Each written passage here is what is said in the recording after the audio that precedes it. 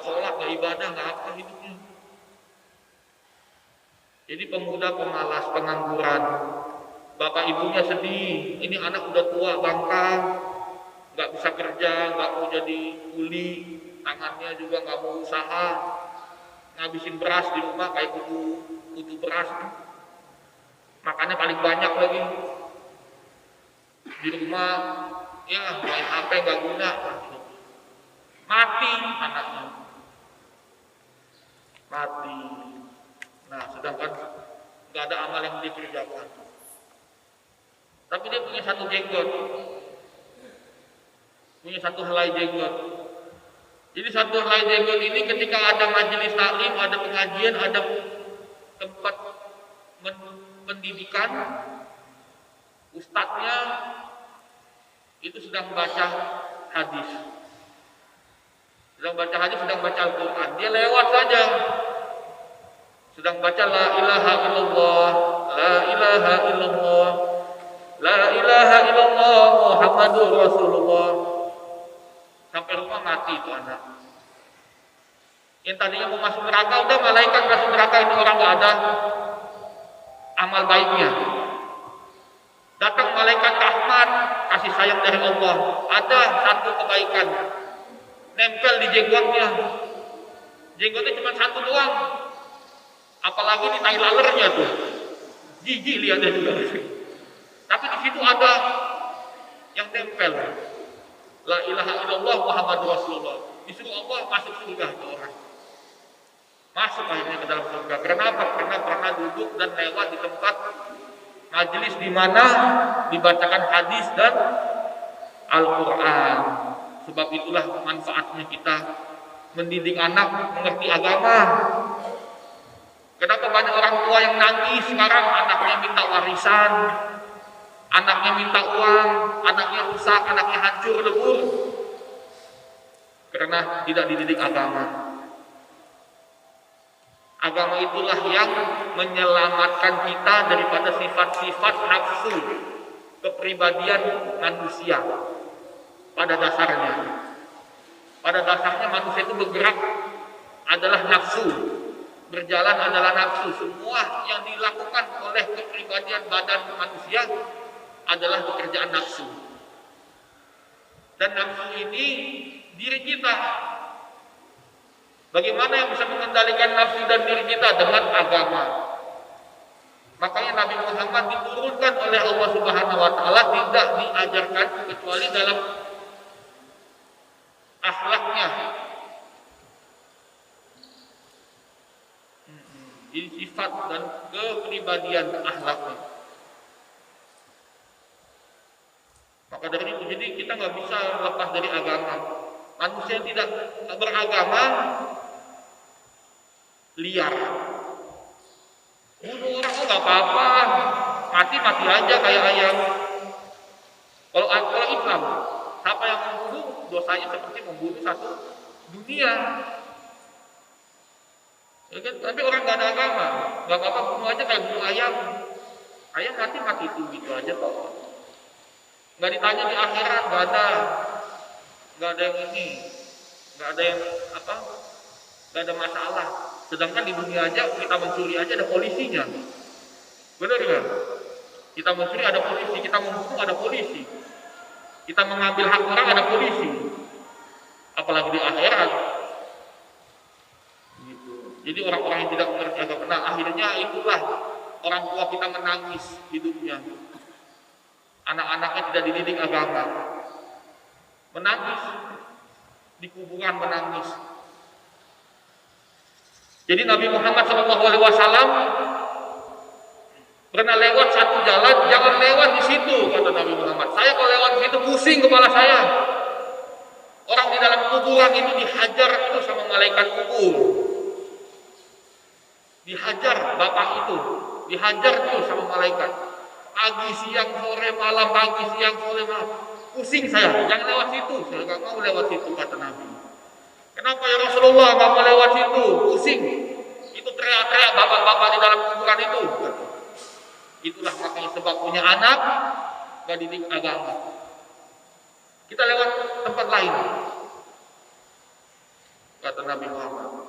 Putar lebih baik jalan jauh, kata Nabi. Ambil kendaraan, ambil unta, ambil kuda, kita lewat jalan jauh, jangan lewat situ. Gak tega saya dengar itu, bapak-bapak itu dihajar di dalam kuburan. Selesai ibadah, Nabi kembali mau pulang ke rumah.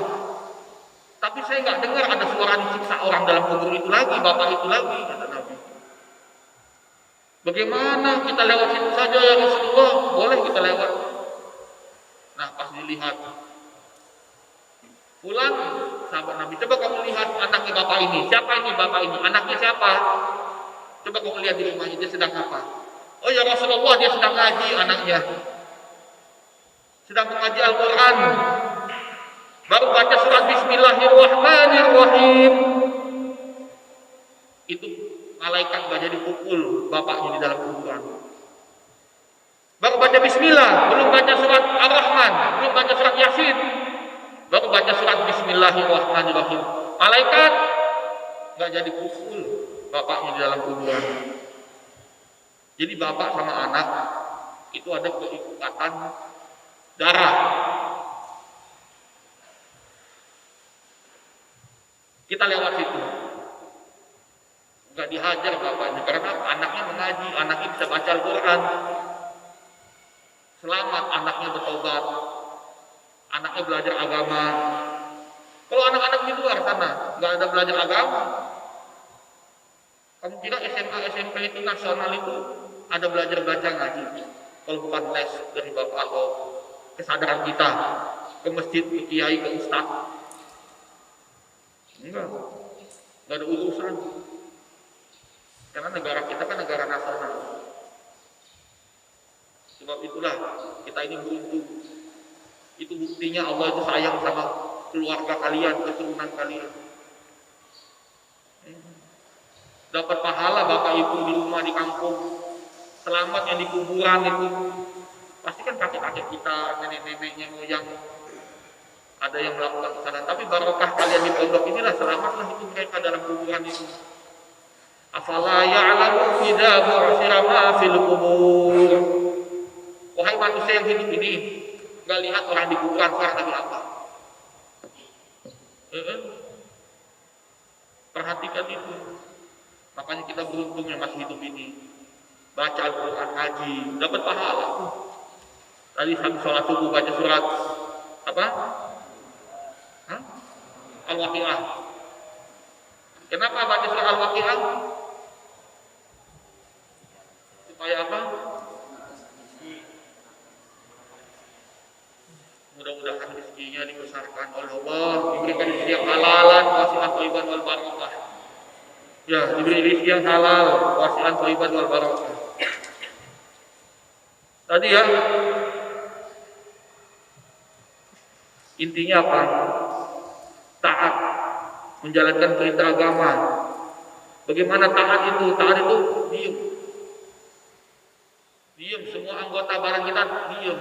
Diperintah oleh Allah, jangan melakukan yang diharamkan oleh agama. Itu saja. Jalankan yang diperintah oleh Allah, sholat, zikir aja, ibadah. Yang diharapkan apa ya itu sudah pasti tahulah, pacaran jangan. Selesai dari sini nikah nanti.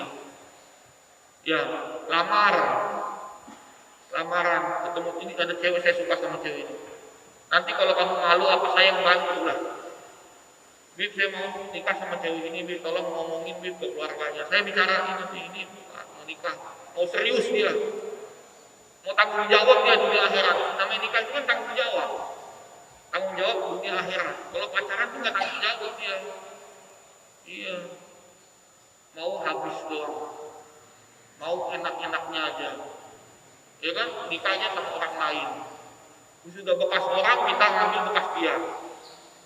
Ibaratkan permen karet, manisnya udah nggak ada, tinggal sepasnya doang yang dibuang. Ya kan, kita keluar modal banyak buat belanjain dia, padahal istri kita bukan, emak kita juga bukan, adik perempuan kita juga bukan. Tapi kita beliin dia baju, kita beliin. Tahu-tahu dia nikah sama orang lain. Tahu-tahu kita pacaran cuma dimainin perasaan Tuhan kita, dibohongin.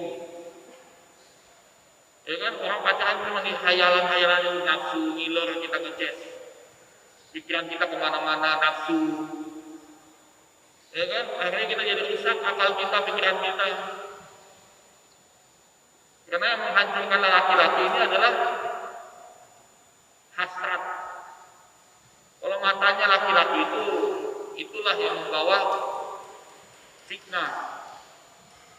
Kalau perempuan mulutnya membawa fitnah. Kalau laki-laki matanya lihat kemana-mana, itu mata syaitan, hati-hati. Maka dari itu kalau kita nggak bisa menahan nafsu itu, kita harus berpuasa.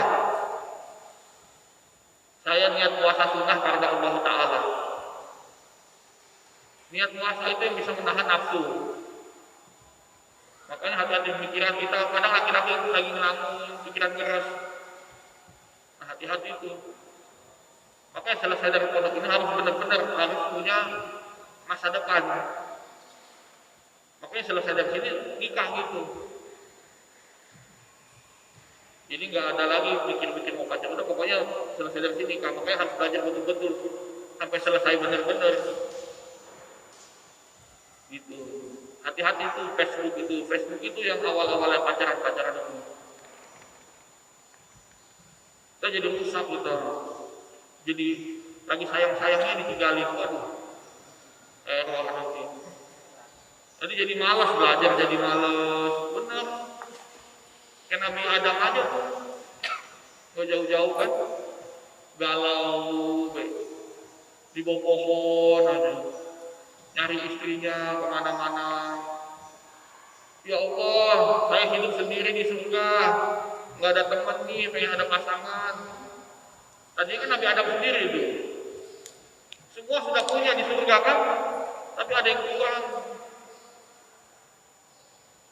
Dia pengen istri, pengen pasangan, biar ada teman ngobrol, biar ada teman.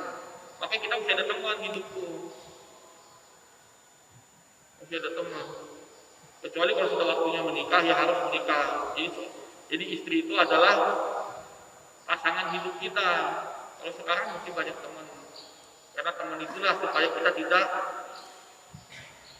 pikiran otak dan pikiran kita itu, wawasan kita itu terbuka lah. Banyak teman, jadi nggak berpikiran yang negatif. Soalnya kalau kita sendiri pikiran kita ngejedok aja, diam di pojokan aja, nanti pikiran-pikiran syaitan yang datang. Ya kan, kita ke kamar mandi, ngabisin sabun tuh. Bahaya. Makanya mesti puasa kalau nggak tahan-tahan itu. Akhirnya jadi predator, nggak menjalankan agama, nggak sholat, nggak ibadah, ini jadi syaitan lah. Makanya mesti berteman sama teman-teman itu yang banyak, ketemu ustaz, guru, saling bertanya. Jangan sampai tersesatkan diri kita sendiri, karena manusia itu menyesatkan. Sifatnya manusia itu sesat dan menyesatkan. Kecuali siapa? Kecuali orang yang mempelajari agama Islam. Siapa itu? Orang yang belajar Al-Quran dan hadis Nabi Muhammad. Dia tidak akan sesat dan tidak akan menyesatkan. Selama dia tidak memegang Al-Quran, selama dia tidak memegang Al-Hadis, dia akan sesat dan menyesatkan orang-orang di sekitarnya. Itu kan begitu. Manusia itu pada dasarnya sesat. Karena di darahnya manusia itu mengalir iblis. Dekat seperti urat nadi yang ada di leher sampean.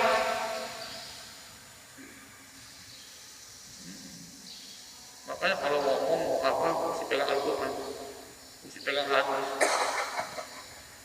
Jadi sudah selesai dulu kita bahas tadi tentang bab ikhlas. Ya. Bab pertama itu tentang ikhlas. Tadi Al-Qurannya apa?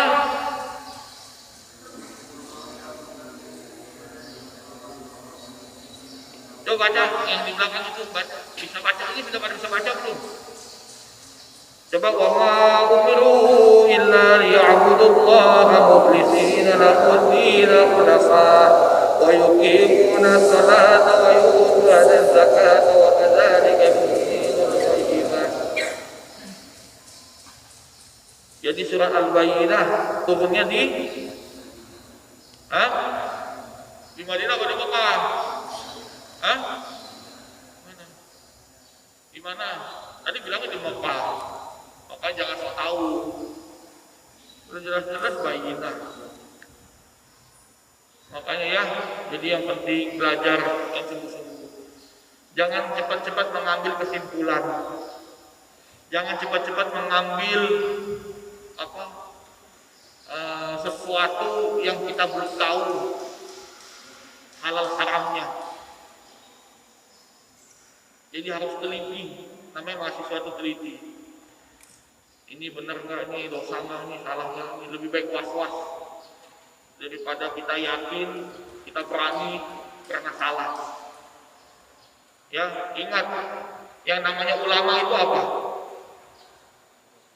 Ulama itu apa? Ulama itu artinya orang yang takut kepada Allah. Ulama itu orang yang takut kepada Allah itu. Kalau dia ulama, dia berarti orang yang takut kepada Allah. Pakai imamah jubah bagus. Hormat, ditanya, Anda ulama? Ulama itu apa? Nggak tahu. Nah, itu syaitan. Yang namanya ulama itu harus artinya apa? Orang yang takut kepada Allah Subhanahu wa taala. Jadi kalau kita takut sama Allah berarti derajat dan pangkat kita itu adalah ulama. Kalau orang cuma dia kiai, dia ustaz, tapi dia tidak takut sama Allah, dia meremehkan hukum-hukum Allah, tidak takut, intinya lah merasa berani, itu syaitan, manusia iblis. Orang yang tidak takut itu hanya iblis. Iblis itu kan berani. Mau dia benar kek, mau dia salah kek, dia berani aja. Padahal dia yang dia debatin itu Allah. Iblis kan berani, debat sama Allah, berani dia. Ya Allah, saya lebih hebat, lebih ganteng daripada Nabi Adam. Ganteng Azazil itu. Iblis itu sebelum dijadiin iblis. Ganteng. Hei iblis, ubah wajahmu, jadi kayak babi, makanya babi hutan. Jadi kayak babi hutan makanya. Kamu merasa lebih ganteng dari Nabi Adam? Jadi wajahnya sekarang jadi seperti babi hutan. Ya Allah, gak terima saya diginiin. Berani masih melawan dia. Itu tanah, kotor. Ya, bau. Sedangkan saya dari api kuat panas. Ya, menyala-nyala. Hormat dong ciptaan saya itu. Saya lebih dulu dari Nabi Adam, ngapain saya hormat sama dia? Gak mau hormat ya. Tapi kan yang menciptakan Allah. Makanya kita kalau ada makhluk jelek, kita gak boleh ngomong itu jelek. Udah tahu orangnya jelek, kita gak usah ngomong jelek.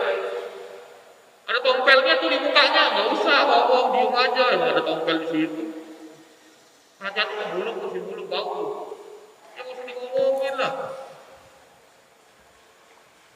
Itulah makanya iblis itu berani, terlalu berani dia sama Allah. Makanya ada satu orang bilang lah, yang namanya pemimpin itu harus berani. Berani dari mana? Pemimpin itu bukan orang berani, bukan orang jujur, orang cerdas, orang yang beragama, beragamis. Kalau berani, di Roma ada raja namanya Titus. Itu gak pernah ada rasa takut. Kerjanya setiap hari menggali kepala manusia. Namanya Titus. Buka aja di Google. Raja Titus, Roma, Italia. Raja paling kejam, paling berani, lebih berani. Setiap hari mesti kepala orang ada yang diputusin sama dia. Apa itu hebat? Apa itu pemimpin? Lihat Nabi Muhammad, nggak pernah bunuh orang. Makanya kita ikut Nabi Muhammad. Nabi Muhammad itu takut sama Allah. Wahai Muhammad, ditanya sama Allah kan, wadduha walaili idza saja, ma wadda'aka rabbuka wa ma qala. Kenapa Muhammad ditanya? Nggak pernah Nabi itu merasa dia paling hebat, paling tinggi dan merunduk ya. Nggak berani. Ditanya Nabi Ibrahim, ditanya Nabi Musa, saya orang yang paling dekat sama Allah. Kesayangan Allah Nabi Ibrahim. Nabi Musa ditanya, saya suka diajak bicara sama Allah. Nabi Muhammad, bagaimana kamu kabarnya? Bagaimana kamu? Ya Allah, saya cuma anak yatim piatu. Yang punya saya cuma Allah yang saya punya. Gak punya siapa-siapa saya di dunia ini. Masih kecil Nabi Muhammad itu. Bahasanya sudah zuhud, rendah hati. Semua punya kebanggaan. Nabi Nuh ditanya, Nabi Idris, semua ditanya, kecuali Nabi Muhammad ini. Gak punya siapa-siapa saya di dunia ini. Anak yatim piatu, dari kecil sudah ditinggal bapak ibu saya. Yang saya punya cuma Allah saja. Nabi Ibrahim, saya disayangin orang yang paling dekat. Nabi Musa, saya selalu ditanya, selalu berbicara sama Allah.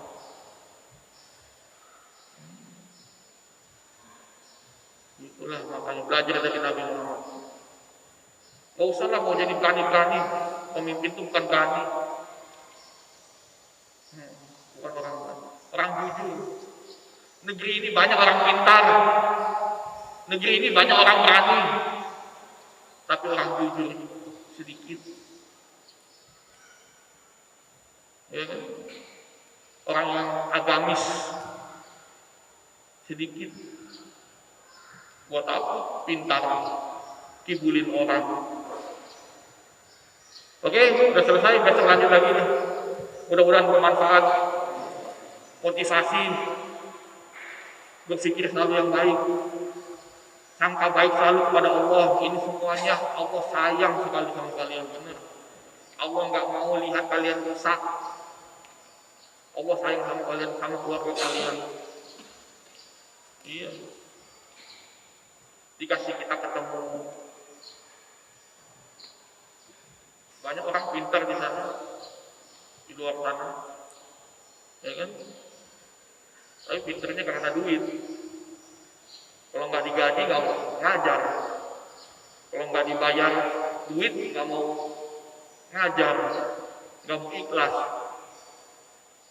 Ya, masih mau gaji.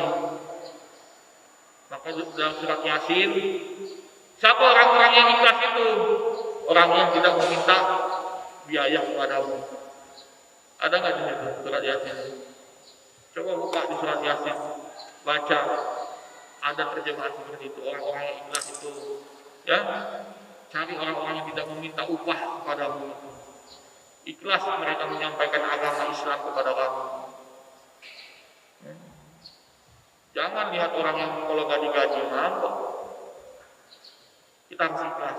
Ya, tadi kan babnya tentang ikhlas ya. Ikhlas dan tawakal kepada Allah. Rizki silaturahmi pasti ada duit lah. Gak usah lah dengan cara kalau kita nggak bangun pesantren kita nggak dapat duit, kalau kita nggak bikin pesantren kita nggak dapat gaji. Makanya harus kaya. Kalau bikin pesantren harus sudah mapan dulu. Jangan bikin pesantren untuk kaya. Sudah kaya baru bangun pesantren supaya pesantrennya itu bisa gratis. Sekarang banyak orang bikin pesantren, siapa aja bisa bikin pesantren, kamu bisa bikin pesantren. Bikin aja kotak sumbangan. Dia nggak di pinggir jalan, minta ke bupati, gubernur, wali kota. Jadi pesantren. Tapi bisa nggak yang gratis? Ini sudah minta kemana-mana pesantrennya, tetap aja bayar. Banyak kan pesantren? Banyak nggak pesantren di Indonesia? Tapi bayar. Semua orang mau bikin pesantren. Karena banyak cuannya. Banyak cuan-cuan fulusnya. Kalau bahasa Cinanya duit itu cuan. Kalau mati itu meningsoy. Kalau cewek ciwai-ciwai.